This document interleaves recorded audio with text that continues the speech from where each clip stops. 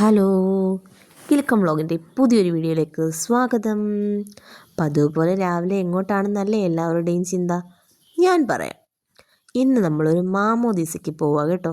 ഞാൻ ആദ്യമായിട്ടാണ് മാമോദീസ ചടങ്ങിൽ പങ്കെടുക്കുന്നത്. നമ്മുടെ നെയ്ബറായ അരുണിൻ്റെ കുഞ്ഞിൻ്റെ മാമോദീസയാണ്. എനിക്ക് എങ്ങനെയായി ഈ ചടങ്ങെന്നൊന്നും അറിയത്തില്ല. ഞാൻ ആദ്യമായിട്ട് പോവല്ലേ. പിന്നെ ഞാൻ നിങ്ങളോട് പറഞ്ഞിട്ടില്ലേ, കറ്റാണത്തിൻ്റെ കാവലാൾ നമ്മുടെ സഹത പുള്ളിയുടെ അടുത്തോട്ടാണ് നമ്മൾ പോകുന്നത്. ഇതാണ് നമ്മുടെ കറ്റാണം വലിയ പള്ളി. ഈ വിശുദ്ധ ആൾക്കാർക്കകത്തേക്ക് കയറുമ്പോഴുണ്ടല്ലോ, ഒരു വല്ലാത്ത സന്തോഷമല്ല, ഒരു വല്ലാത്ത സമാധാനം നമുക്ക് തോന്നും. ഞാൻ വല്ലപ്പോഴുമൊക്കെ പോകാറുണ്ട് കേട്ടോ, കറ്റാണത്തിരിക്കുകയല്ലേ, അതുകൊണ്ട് ഞാൻ സഹതായെ ഒന്ന് കാണാൻ വല്ലപ്പോഴുമൊക്കെ ഒന്ന് കയറാറുണ്ട്. അരുണും കുഞ്ഞും വൈഫും ഒക്കെയാണ് നിൽക്കുന്നത്. സത്യത്തിൽ എനിക്ക് ഇടയ്ക്കിടയ്ക്ക് സങ്കടം തോന്നി. കുഞ്ഞുവാവെ ഇങ്ങനെ എടുത്തെടുത്ത് അങ്ങോട്ടും ഇങ്ങോട്ടും എടുത്ത് അവനാകെ അങ്ങ് ചുമന്നത് പോലായി. പിന്നെ കുറച്ച് കഴിഞ്ഞപ്പോൾ പരിപാടികളും ചടങ്ങുകളും ഒക്കെ കഴിഞ്ഞ് ഏകദേശം ഒരു 1.5 മണിക്കൂർ ചടങ്ങുണ്ടായിരുന്നു. ഞങ്ങൾ കാപ്പി കുടിക്കാനായിട്ട് നിൽക്കുന്ന ആ ഒരു പിക്കാണേ അത്. വെറുതെ എടുത്താ കിടക്കട്ടെന്നേ. പിന്നീട് ഞങ്ങൾ ഫുഡ് കഴിക്കാനായിട്ട് അകത്തോട്ട് കയറിയപ്പോൾ കുഞ്ഞിൻ്റെ ഫോട്ടോസും എടുത്തു. തിരിച്ച് പെട്ടെന്ന് തന്നെ പോന്നു. പിന്നെ നമ്മൾ വീട്ടിൽ വന്നിട്ട് ചെറിയൊരു ചമ്മന്തി അരച്ചിട്ട് കടയിലങ്ങ് പോവുക കേട്ടോ. ജോലിയുണ്ടേ, ചുട്ടരച്ച ചമ്മന്തിയാണ് കേട്ടോ. നമ്മൾ സാധാരണ ചമ്മന്തി അരയ്ക്കുന്നതിൻ്റെ കൂടെ മുളക് ചുട്ടരയ്ക്കുന്നുവെന്ന് മാത്രം.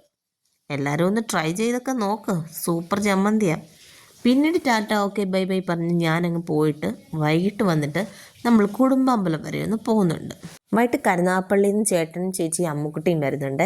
അവർ വരുന്നതിനൊരു കാര്യമുണ്ട്. നമ്മുടെ കുടുംബാമ്പലത്തിൽ ഈ ദോഷങ്ങളൊക്കെ മാറാൻ വേണ്ടിയുള്ള മാടൻ പൂജ എന്ന് പറയുന്ന പൂജ നടക്കുന്നുണ്ട്.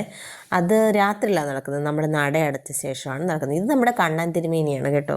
ശരിക്കും കണ്ണൻ തിരുമേനി വന്നു കഴിഞ്ഞ് നമ്മുടെ അമ്പലം ഫുൾ ഓൺ ആണെന്ന് വേണമെങ്കിൽ പറയാം. എപ്പോഴും പൂജയും കാര്യങ്ങളും നല്ല ചിട്ടയായ കാര്യങ്ങളാണ് കണ്ണൻ തിരുമേനി ചെയ്യുന്നത്. എന്നും സന്ധ്യക്കത്തെ ദീപാരാധന തൊഴാനായിട്ട് കുറച്ച് ആളുകളൊക്കെ കാണും. ഇതാണ് എൻ്റെ ഫേവററ്റ്, എൻ്റെ നന്ദികേശൻ. ഞാൻ പുള്ളിയോട് പറയാത്ത ഒരു കാര്യങ്ങളുമില്ല, എൻ്റെ കാര്യങ്ങളൊക്കെ നടത്തി തരാറുണ്ടേ. ഇന്ന് ഞാൻ ഈ തൊഴുന്ന വീഡിയോ എടുത്തത് എൻ്റെ അമ്മുക്കുട്ടനാണ്. അവളുള്ളത് കൊണ്ട് മാത്രമാണ് ഇങ്ങനൊരു വീഡിയോ എടുക്കാൻ പറ്റിയത്. ഞാൻ ഇവിടുന്ന് പോയപ്പോൾ വിചാരിച്ചായിരുന്നു, അമ്പലത്തിൻ്റെ വിഷ്വൽ മാത്രമല്ല ഭഗവാനെ എടുക്കാൻ പറ്റത്തുള്ളൂ, എൻ്റെ ഒന്നും എടുക്കാൻ പറ്റത്തില്ലല്ലോ എന്ന്. എന്തായാലും ഭഗവാനിൻ്റെ വിളി കേട്ടതാണെന്ന് തോന്നുന്നു. എൻ്റെ ഇങ്ങനെ ഒരാഗ്രഹം ഇന്നങ്ങ് സാധിച്ചു കിട്ടി. പിന്നീട് വലത്തിട്ട് തൊഴുത് കഴിഞ്ഞ് വന്നപ്പോഴത്തേക്കും ദീപാരാധനാ സമയമായെങ്കിലും നമ്മുടെ ലൈറ്റ് കുറഞ്ഞിട്ടില്ലായിരുന്നു. കാരണം ഇപ്പോൾ എനിക്ക് തോന്നുന്നു പകൽ സമയമാണ് കൂടുതലുള്ളത്. അങ്ങനെ നമ്മുടെ ദീപാരാധനയുടെ സമയമായിരുന്നു.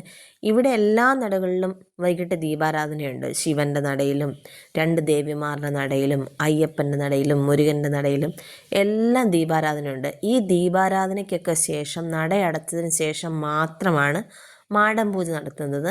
നല്ല ഫലസിദ്ധിയുള്ള പൂജയാണെന്നാണ് പറയുന്നത്.